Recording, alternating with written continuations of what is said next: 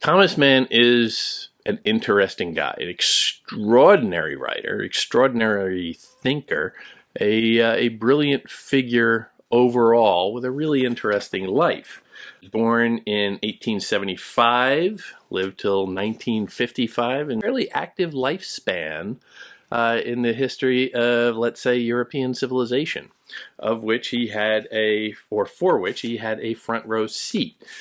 Born in Germany to a fairly prominent and prosperous merchant family.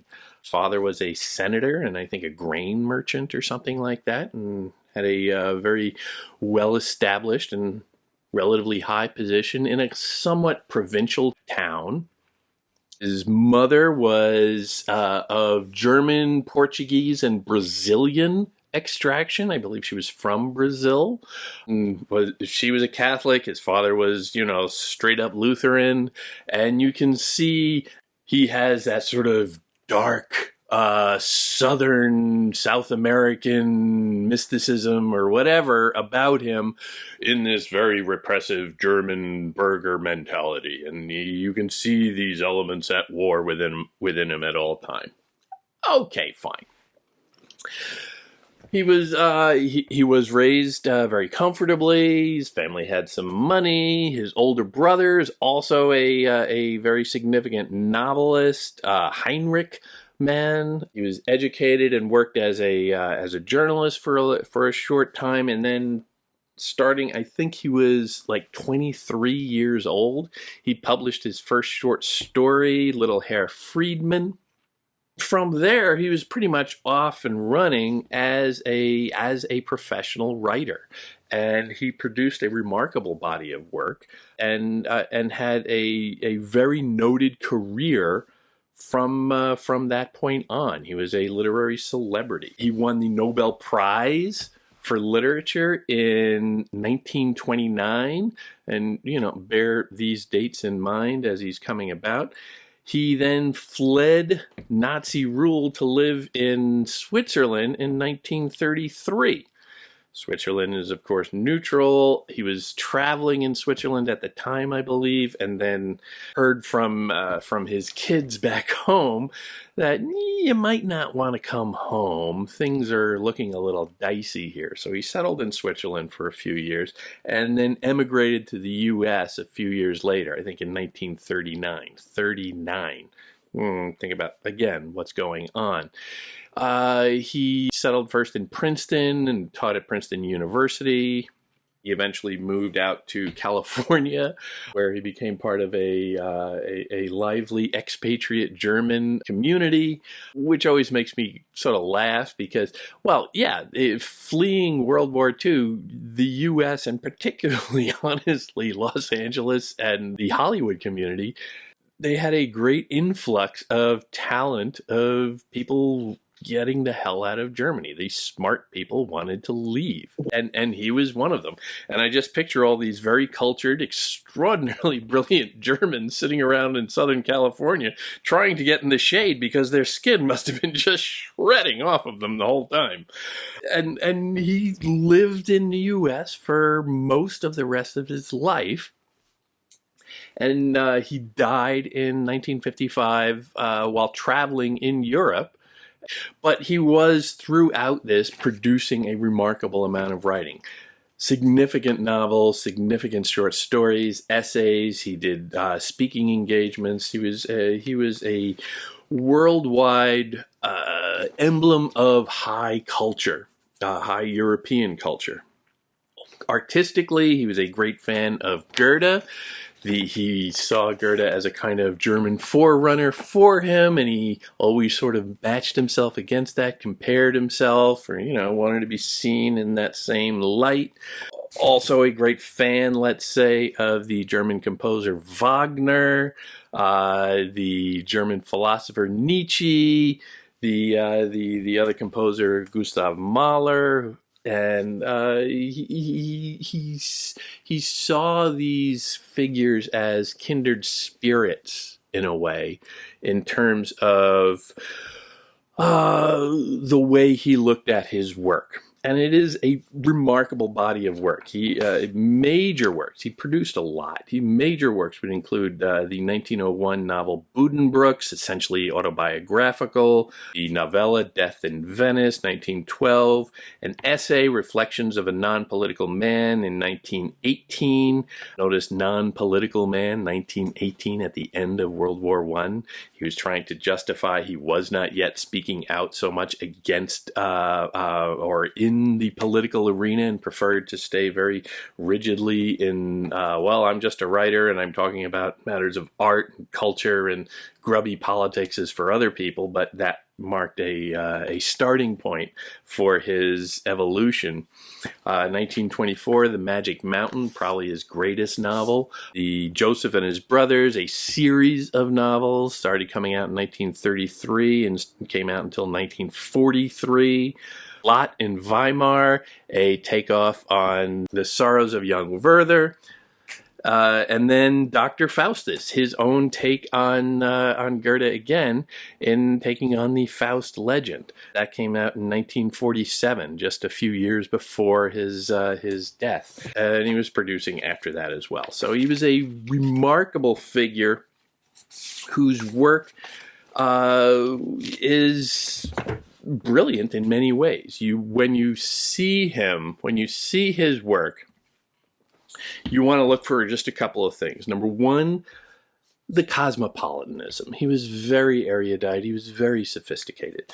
In his work, you can see that he uses that sophistication as a kind of veneer covering very primal and even sometimes brutish urges, the thin covering of civilization over humanity's bestial impulses.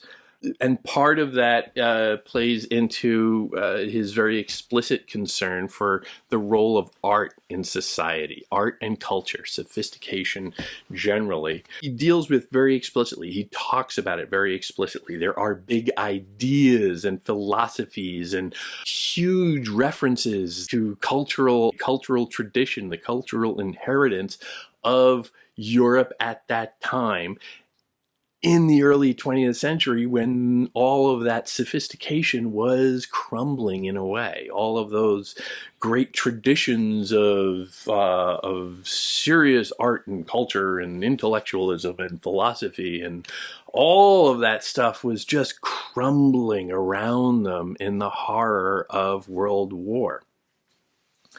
But of course, in this, while he wore that concern for art and culture and very bourgeois values, he wore that somewhat explicitly.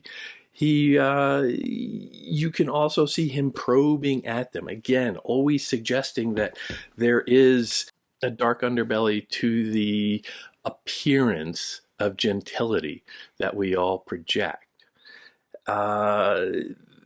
And that ability to pierce through the illusions of sophistication, of gentility, is practiced throughout his work in a very imagistic way.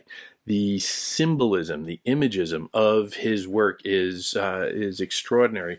Where as you're reading along, you're getting these pictures in your head that are confusing, that are confounding, that are mysterious, and you're not sure what they mean, and he doesn't make it explicit what they could mean, but he just prompts you to consider it so that we can practice as readers. We are freed to, or obliged to, start to pick through the appearances ourselves, start to deconstruct the reality we see around us so that we can see beyond. Now, that is very difficult to do. That is not an easy lift for most readers. That high modernism that he is coming in at towards the beginning of, let's say, and developing along the way, is not an easy thing to get used to.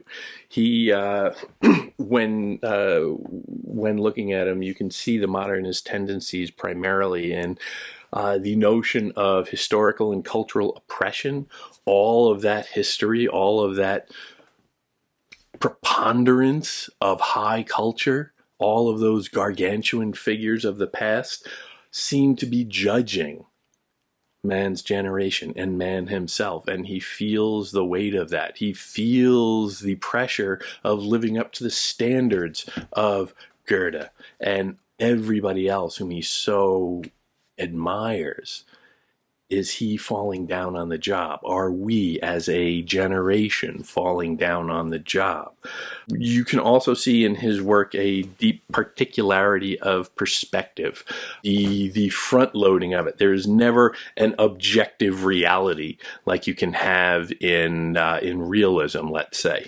It is always very idiosyncratic. It is always very narrow, and he reminds you always to consider that you are not getting an objective view about anything. There is always something else outside of that, and that feeds into another aspect that you see in his work in the modernist sense, which is a deep psychological complexity. The work of Freud was huge for Mann and really everybody of his generation.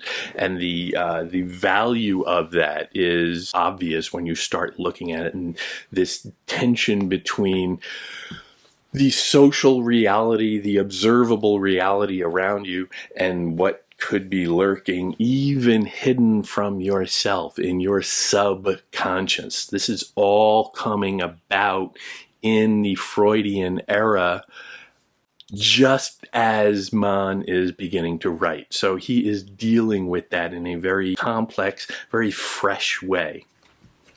And also, just on a very obvious and sometimes maddening level, Mann is modernist for being very difficult. He is not a simple storyteller. There's very little once upon a time to him.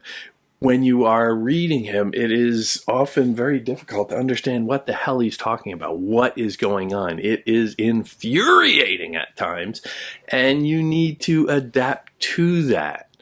And that is a challenge, but it's also a little bit of a seduction. He is playing on you and your natural urge to conquer, let's say, again, very Nietzschean of him, where he is making it something you have to work for, which is modernist in the broadest sense. So when you are going through this, and if you just invest a little bit of time and say, all right, I may not get everything, but let's see what strikes me along the way, that's when you're letting yourself take advantage of what they do have to offer, and it is usually pretty extraordinary.